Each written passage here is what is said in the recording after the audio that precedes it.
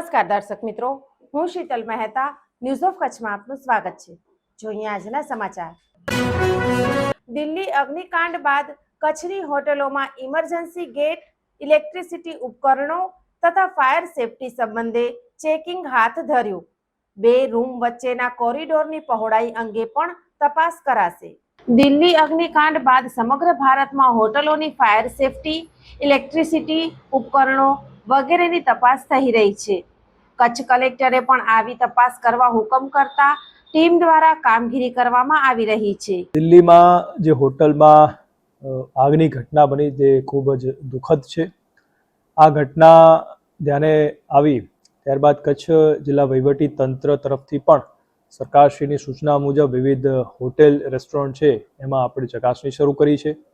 તમામ પ્રાંત અધિકારીશ્રીઓ, મામલતદારશ્રીઓ અને સંબંધિત અધિકારીશ્રીઓને ફાયરના અધિકારી અને ઇલેક્ટ્રિકલ સેફટીના જે અધિકારી છે એમને સાથે રાખી અને વિવિધ જે હોટલ એકમો છે એની ચકાસણી કરવાની સૂચના આપી છે।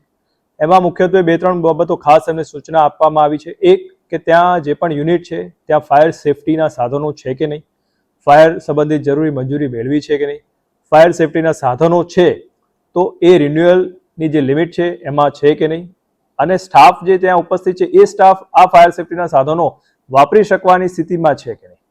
બીજી વસ્તુ કે જે ઇલેક્ટ્રિકલ કનેક્શન છે એ ઇલેક્ટ્રિકલ કનેક્શન યોગ્ય રીતે જોડાયેલા છે કે નહીં, એમાં કોઈ પણ જગ્યાએ તૂટ હોય અથવા એવી સ્થિતિમાં હોય જેનાથી શોર્ટ સર્કિટ થઈ અને આગ લાગવાની ઘટના બની શકે તો એમાં પણ તાત્કાલિક ચેક કરી અને એને એક સેફ સ્થિતિમાં લાવવાની એમને સૂચના આપી છે।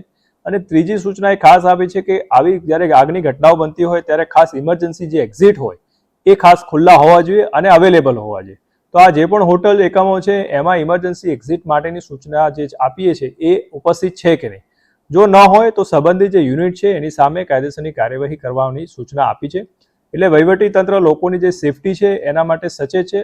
આપના ધ્યાને પણ કોઈ એવી જગ્યાઓ ધ્યાને આવે કે જ્યાં વાયોલેશન વગેરે થતું હોય તો અમને જાણ કરશો તો અમે એના માટે જરૂરી પગલાં લઈશું। ઘણી હોટલોનું બાંધકામ હોટલના નોર્મ્સ મુજબ થયું છે।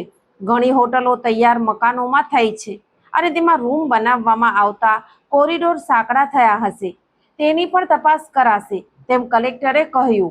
એમાં બેઝિકલી એ લોકોએ એની ડિઝાઇન એપ્રૂવ કરાવી હશે, એનો જે પ્લાન એપ્રૂવ કર્યો હશે, તો પ્લાનની અંદર માન લો કે નાના મોટા ફેરફાર કર્યા હોય તો જરૂરી મંજૂરી લઈને કર્યા છે કે નથી કર્યા એ ચેક કરવામાં આવે અને એના આધારે જો વાયોલેશન જણાવતું હોય અને એને પ્લાન પ્રમાણે નથી તો એના માટે પણ આપણે એમાં કાર્યવાહી કરીશું। આમ કચ્છમાં તંબુનગરી વિસ્તારથી સમગ્ર કચ્છની હોટલોમાં પ્રવાસીઓની વિવિધ પ્રકારની સેફટી મેજરની ચકાસણી વહીવટી તંત્ર કરી રહ્યું છે।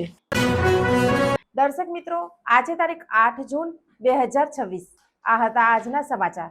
આવતીકાલે ફરી મળીશું, ત્યાં સુધી મને રજા આપશો। નમસ્કાર।